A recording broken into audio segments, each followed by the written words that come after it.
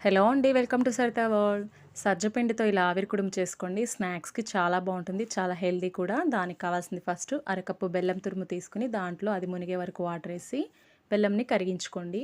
తర్వాత ఒక పెద్ద గిన్నె తీసుకొని ఒక కప్పు సజ్జపిండి వేసుకోండి. మీరు సజ్జపిండి ప్లేస్‌లో సజ్జలనైనా మిక్సీ పట్టుకొని వేసుకోవచ్చు మెత్తగా.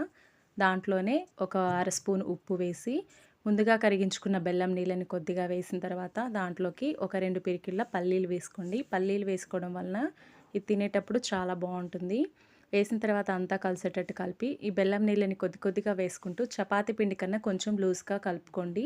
ఒకవేళ మీకు బెల్లం నీళ్ళు సరిపోకపోతే మామూలు నీళ్ళైనా వేసుకొని లూజ్‌గా కలిపిన తర్వాత ఇడ్లీ ప్లేట్స్‌కి నెయ్యి రాసుకొని చిన్న నిమ్మకాయ సైజ్ అంత బాల్స్ చేసుకొని ఇడ్లీలా చేసుకొని ఆవిరికి ఇడ్లీ స్టాండ్‌లో కానీ మామూలుగా ఆవిరికి కానీ 15-20 నిమిషాలు ఉడికించుకోండి.